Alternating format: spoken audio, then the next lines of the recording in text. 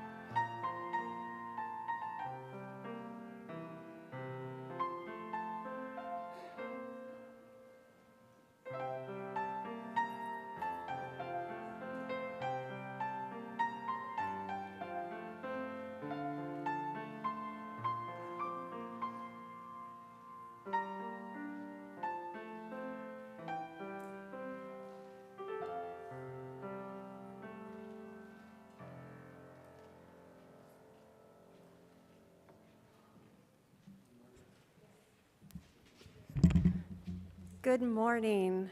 Welcome to Olympia Brown Unitarian Universalist Church.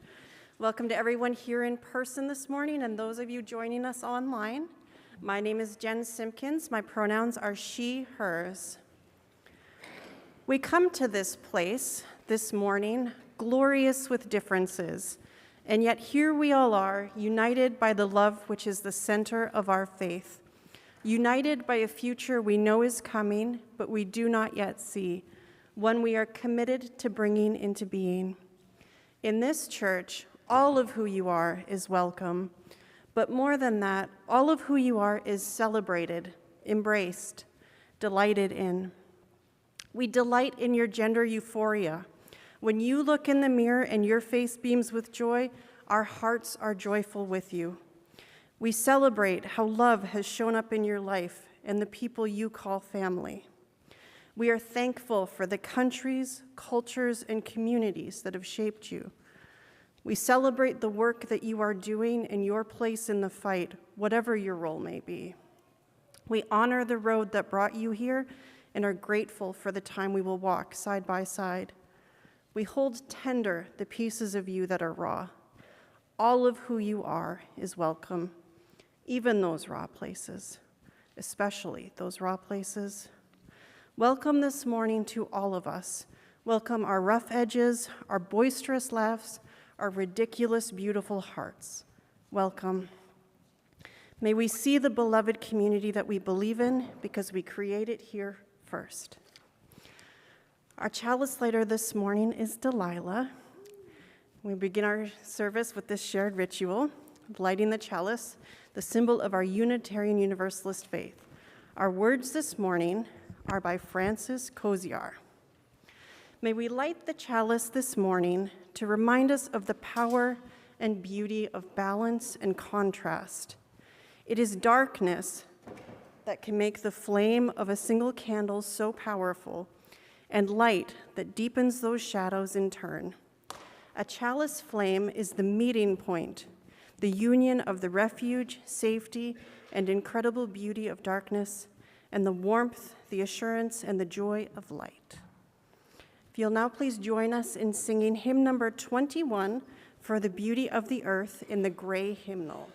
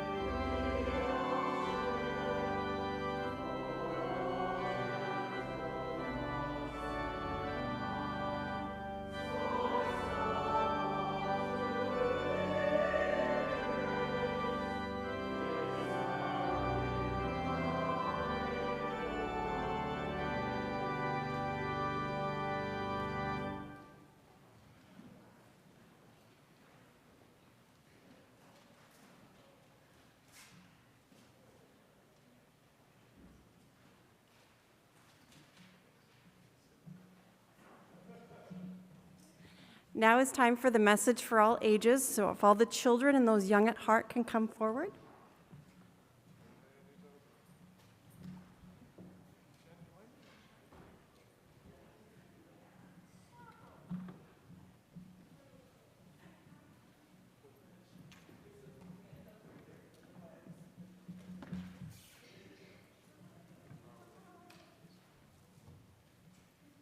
Check, check. Hey, y'all. Hi, everybody. Hi, big kids back there. I used to know some of you all, and you were just little tiny embryos. Now you're big monsters. How you doing today? One of you is good. That's good. So, I've got a book that we're going to read called Blackout. And it kind of talks a lot about how we maybe get so busy that we just miss life. And I'm so glad that you all are looking up here, because I didn't actually even realize that this was here. I'm used to having to do this by hand. Yeah, it talks about how we get so busy that we kind of miss life. And sometimes something outside of us has to interrupt us for us to remember, oh yeah, there's other stuff going on that I need to pay attention to. So the first page is start. What do we got over there? What's that? Go ahead. Garbage truck goes roar. It started out as a normal summer night.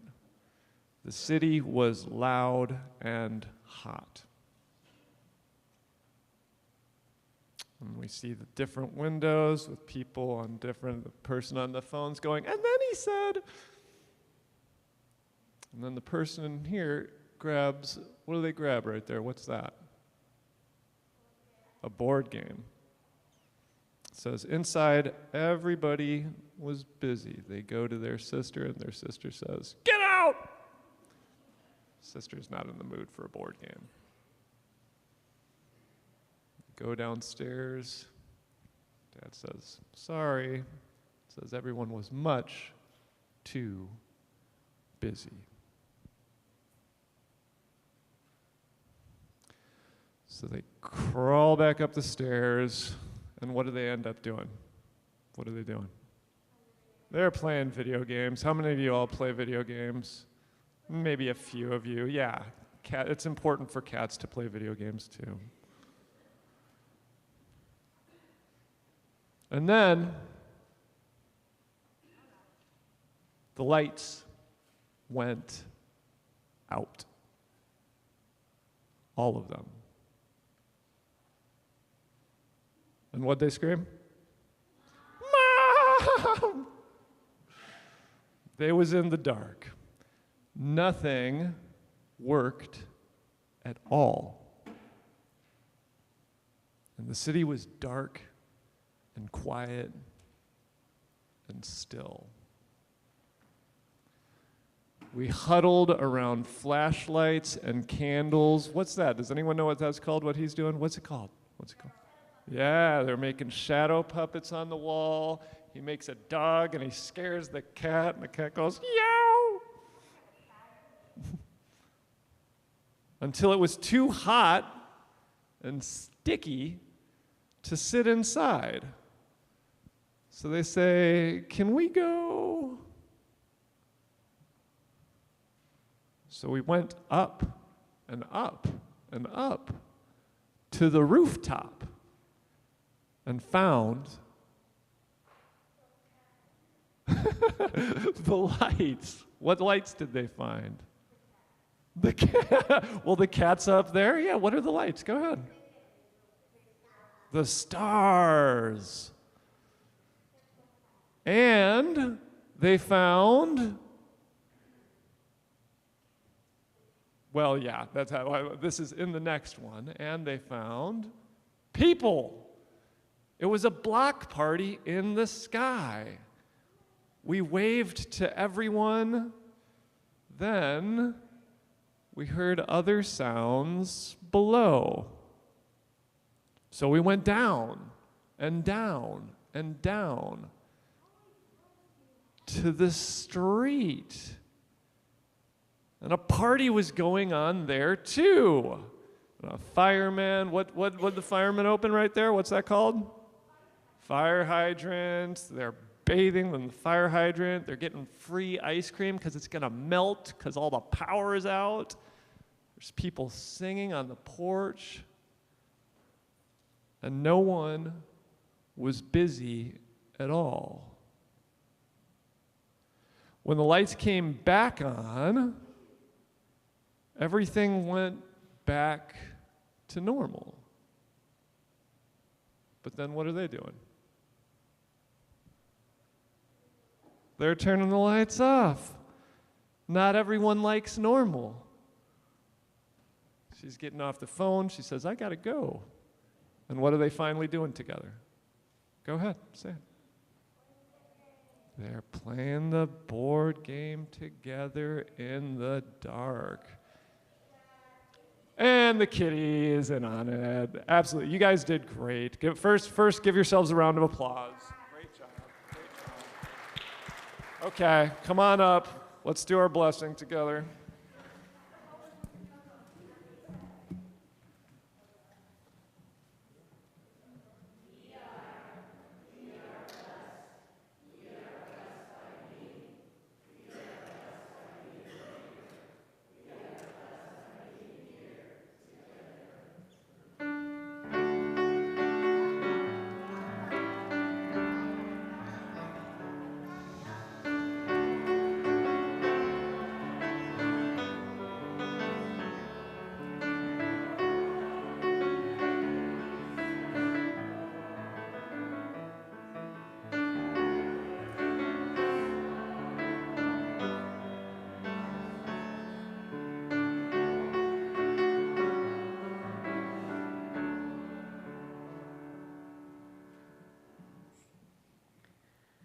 There are many ways we give to the life of the church, and the monetary offering is just one of these ways.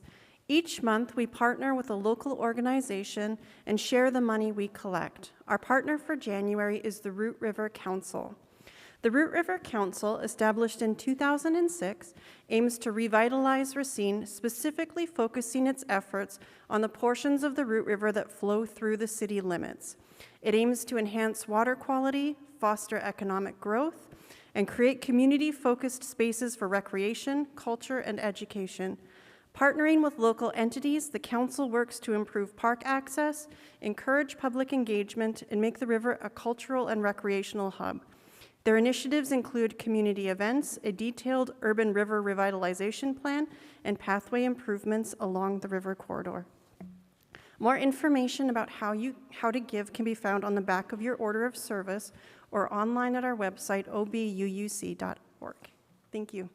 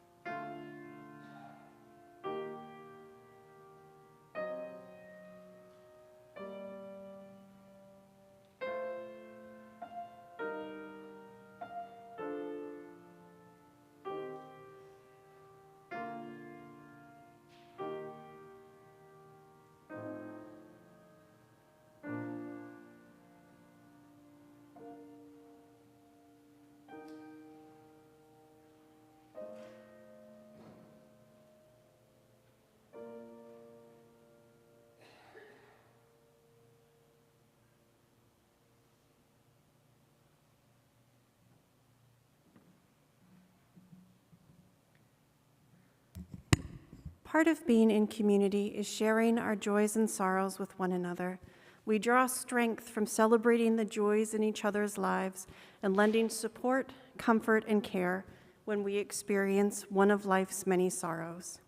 We offer you two different ways to express the joys and sorrows that may be on your heart this morning, spoken and unspoken. If you would like to share a spoken joy or sorrow, I'll ask you to come forward to the microphone first. Once the spoken joys and sorrows are finished, you may come forward and light a candle to represent an unspoken joy or sorrow that is on your heart.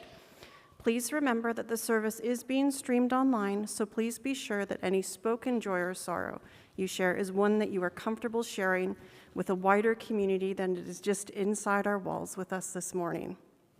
So those of you that would like to share a spoken joy or sorrow may come forward at this time.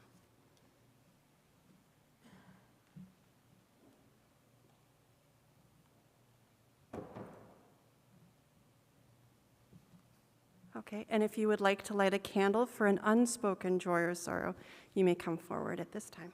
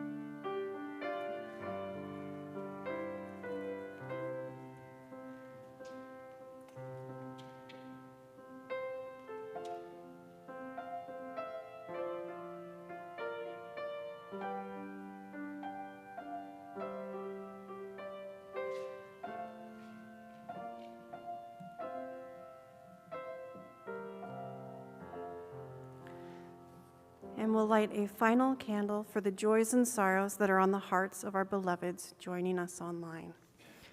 There is a love holding us always. May we rest in that love. Amen and blessed be. All are now invited to join us in singing There is a Love. The words are in your order of service.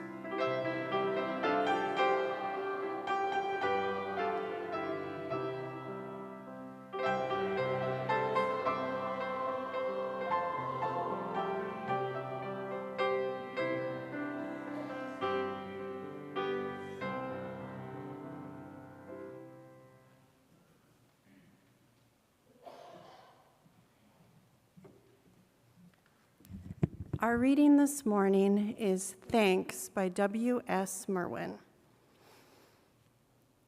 Listen, with the night falling, we are saying thank you. We are stopping on the bridges to bow from the railings. We are running out of the glass rooms with our mouths full of food to look at the sky and say thank you. We are standing by the water, thanking it. Standing by the windows, looking out in our directions.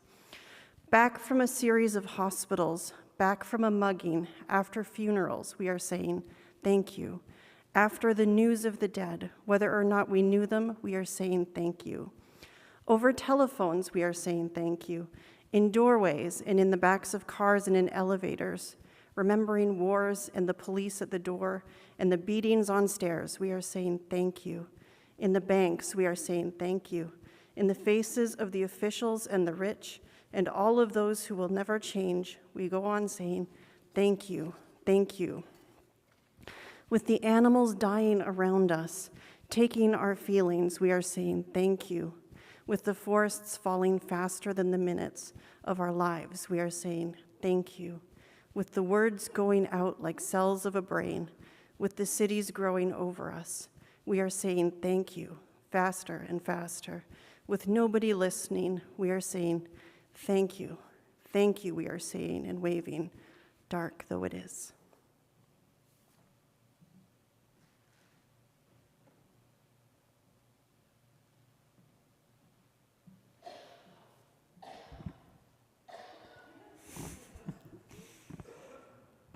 Hi again, everybody. It's me again. Fran, can you hear? Can you hear, Fran? Yes, excellent. Hey, it's really good to be with you all today. It's great to see you. Jen Simpkins forced me to do this.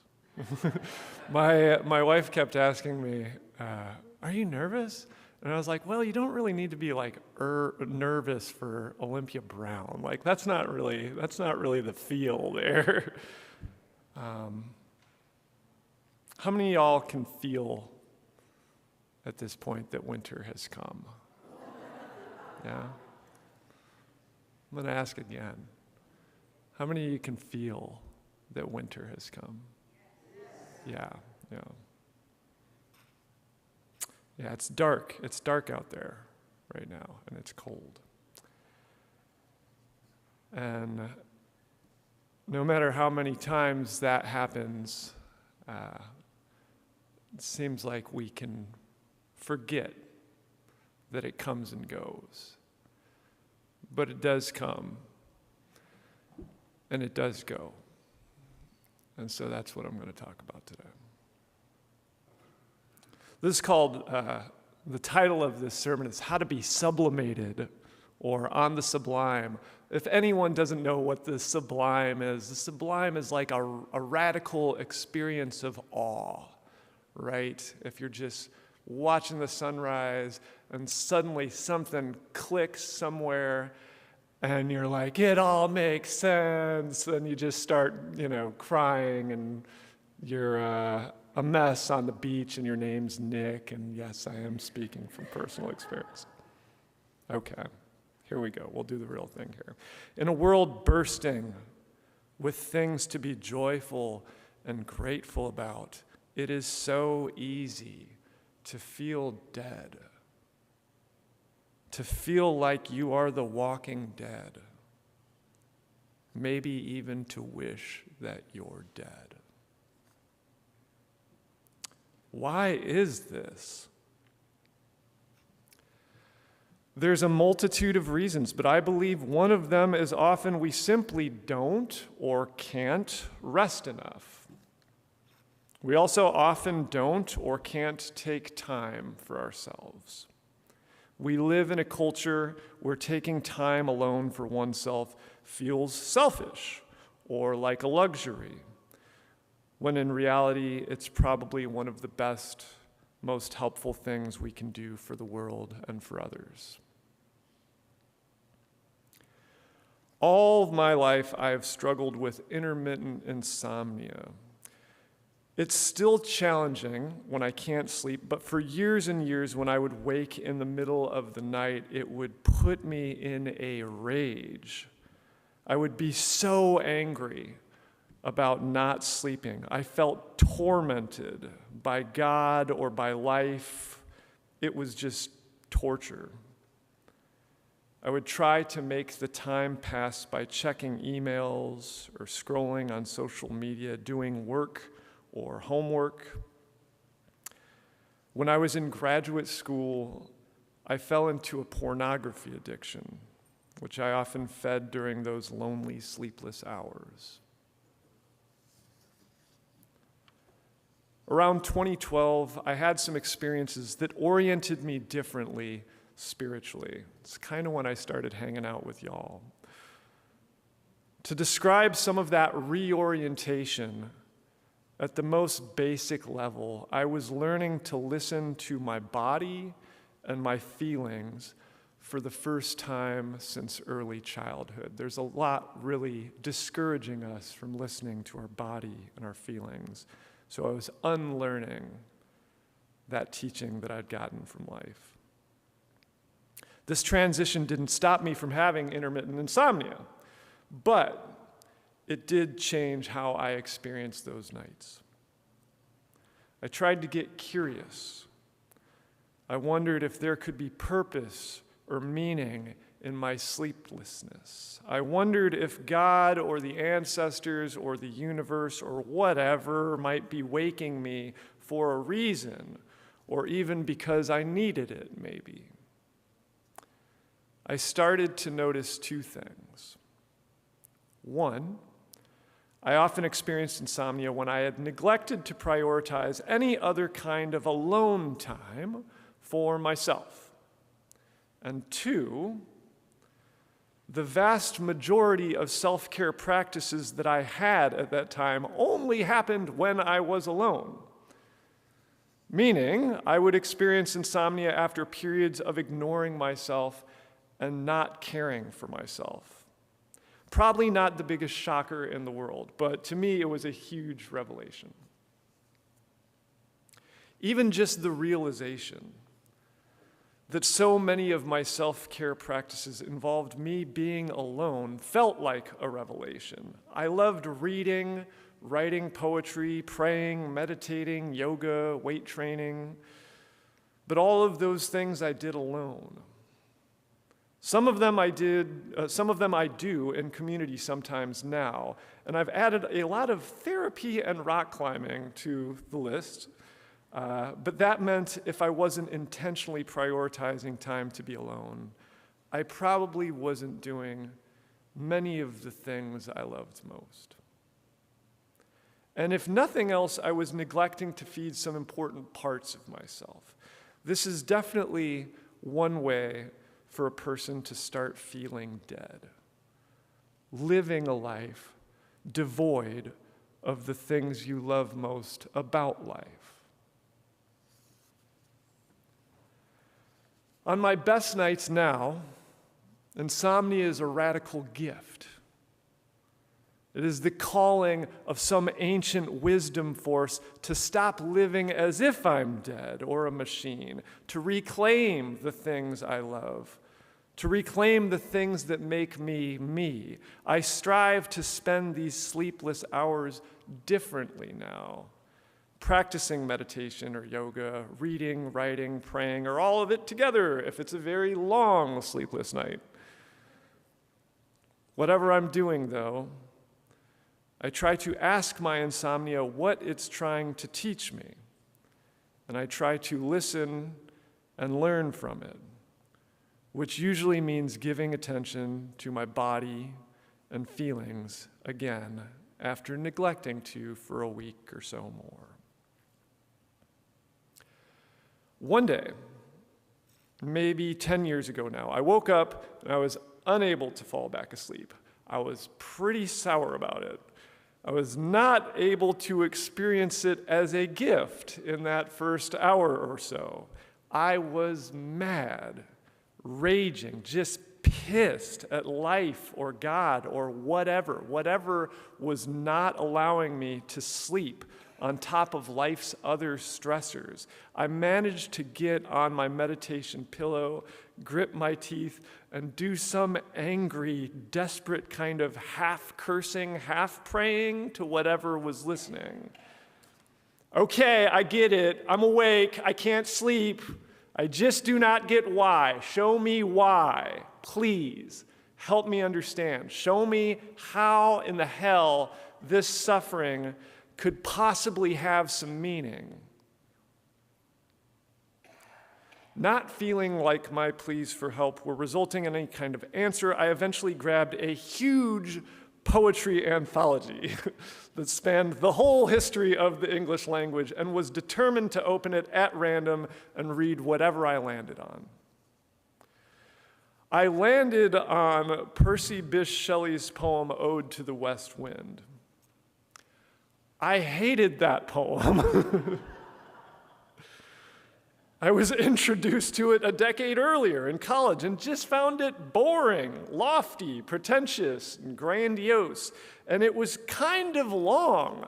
I mean, it was 2 pages, but it felt long. So this felt like yet another practical joke some unkind God was playing on me. Nevertheless, I made a commitment in my head, and so I started reading the poem regardless, out loud. It was startling. It was definitely like I had never read it before. But it was also like Shelley was speaking directly to me, which I guess is how maybe any great poem feels. As I said, I was trying to listen, and the refrain of the poem is, "Hear, oh, hear!" Shelley is honoring the reckless wind because it is, quote, tameless and swift and proud, which he feels like he once was too, but he has succumbed to the burdens of daily life. From the sounds of it, he feels dead. So he asks the uncontrollable, liberated wind to possess him. Be thou, spirit fierce, my spirit. But he also asks the wind to scatter his dead thoughts, his poems, over the universe so that they might inspire rebirth in other people. He ends with the words, be through my lips to unawakened earth the trumpet of a prophecy. O wind, if winter comes, can spring be far behind?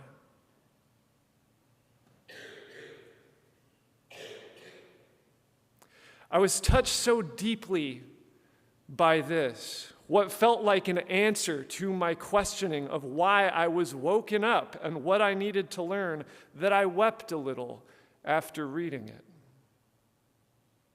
Here I was praying that my mind be eased by meaningful, transformative words, only to be led to a 200-year-old poem where the poet is praying for his meaningful, transformative words to reach a receptive mind. We can call these things coincidence. We can call them confirmation bias. We can just as easily call them an answered prayer, a miracle. Whatever it was, for me, it was an experience of the sublime. An experience that took someone from feeling dead and defeated to feeling like the world can be beautiful again. Whatever we call the experience or whatever we think did or didn't cause it, the outcome was a man being transformed, reborn, in a way that allowed me to continue going through the same challenge of insomnia for many years forward, but to experience it with grace, acceptance, often gratitude, and sometimes even joy. Whatever we called the experience, its outcome was transformative and has sustained over the course of years now. Here's a different story I can tell in 3 sentences. which maybe has the same moral. One day, walking to lunch from work, it was miserable out.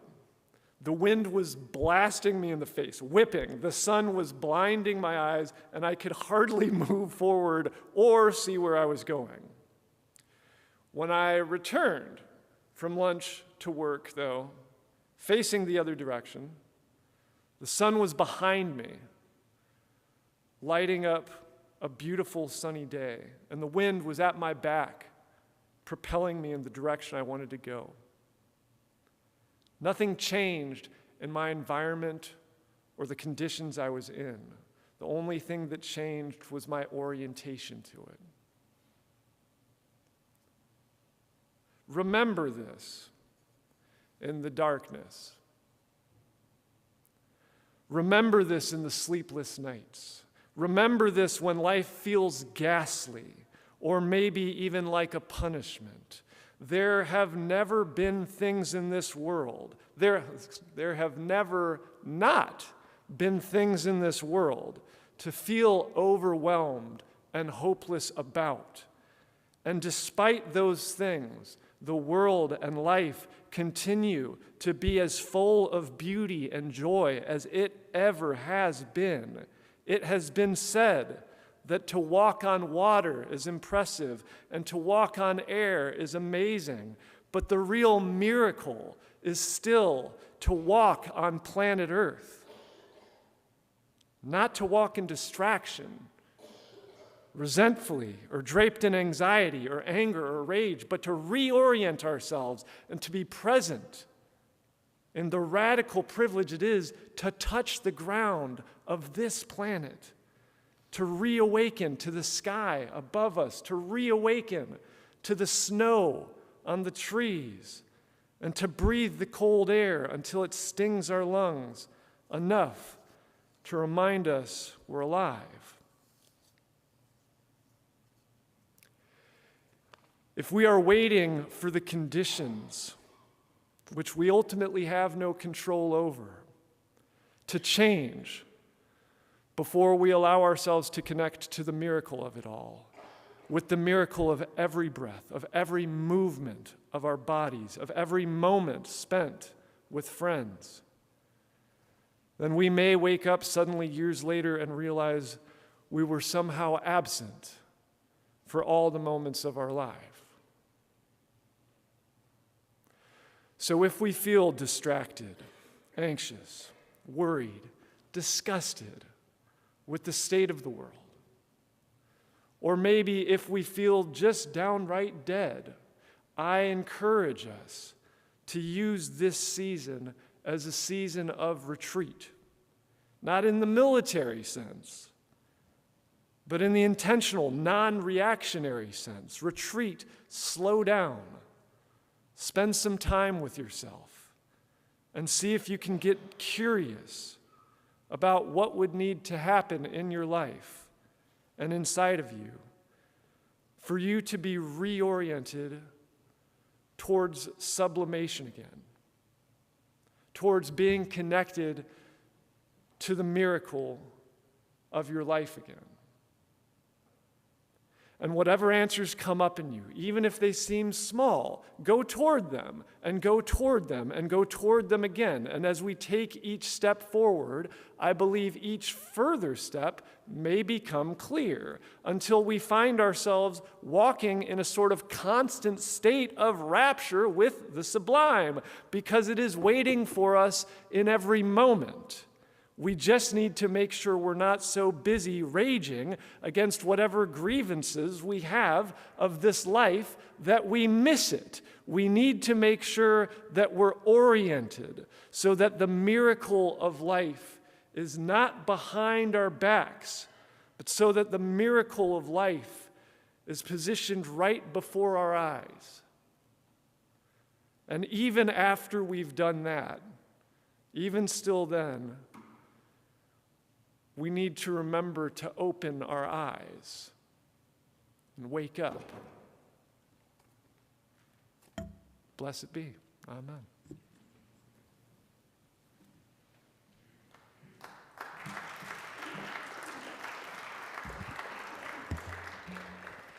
If you join us now in singing hymn number 1055 in the teal hymnal, How Sweet the Darkness, Alejandro is going to play through it once for us because we're kind of unfamiliar with this one. So if you're a music reader, confident singer, feel free to belt it out. So we'll listen through once and then we'll sing after that.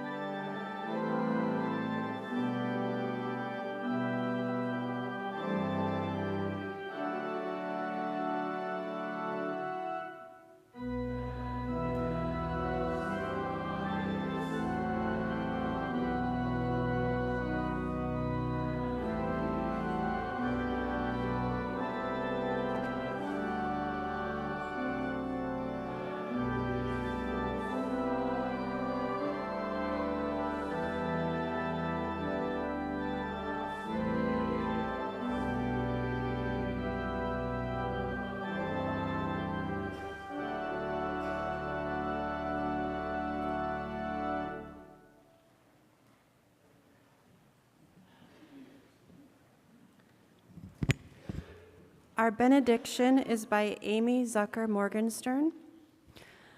Blessed is the dark in which our dreams stir and are revealed. Blessed is the dark of earth where seeds come to life. Blessed are the depths of the ocean where no light shimmers, the womb of all earthly life. Blessed is the light into which we awake, the light that sparkles on the waters, that calls the tree forth from the seed, that calls the shadow forth from the tree. Blessed are we as we move through darkness and through light. We extinguish the flame in our chalice, but the fire and the light go on in you. This service has ended. Your service begins again. Peace and unrest.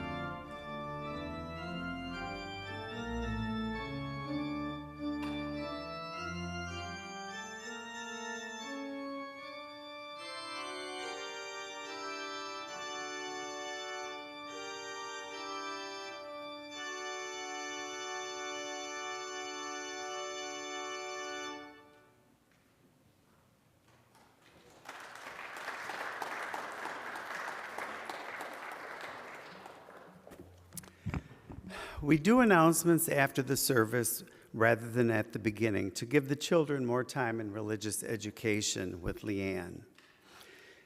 See today's email for OBUUC's new mailing address. If you need to reference the monthly unifier email, there is a link in each Sunday's email that will take you to it. Diane, did you want to share a couple of announcements?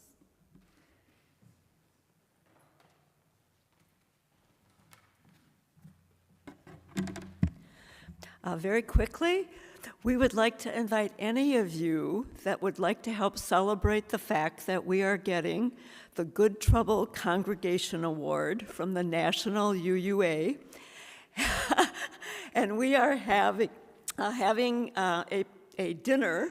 We're going to be having snacks and some pizza this Tuesday, 6 to 8, here at First Presbyterian Church. Because we want to provide food, please sign up if you can join us. John Lewis said, don't get lost in the sea of despair, okay? Our work is not today or next week or just this next year. Together, we're stronger. The second announcement is that because, as Nick was talking about, these long winters, we know spring is coming, but we know dinners and good hot chili and soup together helps us to get through these winters. So please join us on Friday, February 7th, first Friday in February, for hot chili and soup here. Sign up, and feel free to bring something. There's a sign up for that too. Thank you. Thank you, Diane. Some other dates to keep in mind. Today is the deadline to sign up to be a Mystery Valentine. Children will be secretly paired with adults at OBUUC, and you, the Mystery Valentine, place notes, treats, or small treasures in a special Valentine collection spot in the First Presbyterian lobby each week in February. If you participate, you must be able to place a small treat that costs roughly $2 in the spot assigned to the child you're paired with before the service during the 4 Sundays of February. See Leanne during coffee hour to sign up for that. Next Sunday is the deadline to order pizzas in the partnership with First Presbyterian and living our value of generosity by helping make and sell pizzas in support of the community. First Presbyterian has been assisting in Cuba since 2015. Stop at the table in Erman Hall to place an order and purchase pizza. Take a pizza seller's form, sign up your friends and family, and/or sign up to make pizzas February 18th at the DeKoven Kitchen. You can also make a financial donation to the Cuba Partnership. This activity not only benefits the people in Matanzas, Cuba, but also supports the teaching kitchen at the DeKoven Center. This is an all-ages event. Contact Ruth Bradford Johnson for more information. Next Monday is the endowment grant application deadline. So if you have some good ideas on how we can spend this money, submit a form. February 16th is the next deadline for paper raise right orders, and there is a new form, so if you need one, please see me. February 28th is the deadline for offertory outreach applicants for the next cycle. If you know of any nonprofit organizations that could benefit from our program, please let them know. The application can be found on our website, obuuc.org, under Social Justice. You may contact any committee member with questions. The History Committee still has cookbooks for sale in Erman Hall. They are $5 each, 2 for $8, or make a donation. Bring your Love Pantry donations to church on Sunday mornings. Our middle and high school youth will use them to fill the pantry on the first Sunday of the month, which is next Sunday, so that would be a good day to bring stuff. And the cart is out in the hall there. For more information and details about some of these announcements, along with others and community announcements, see your monthly email and Sunday emails. Thank you to our volunteers today, our ushers, Sandy Berezowitz and Brana Woolman, our Zoom host, Anita Miller, and our coffee hour hosts the 8th Principal Committee. And I would personally like to thank Mike Rude for helping out last Sunday while I was not here. I think he was so overwhelmed he had to go to Cancun to recover. That's all for announcements today. Please stay for coffee hour. For those on YouTube, log into Zoom for your coffee hour. The link is in today's email.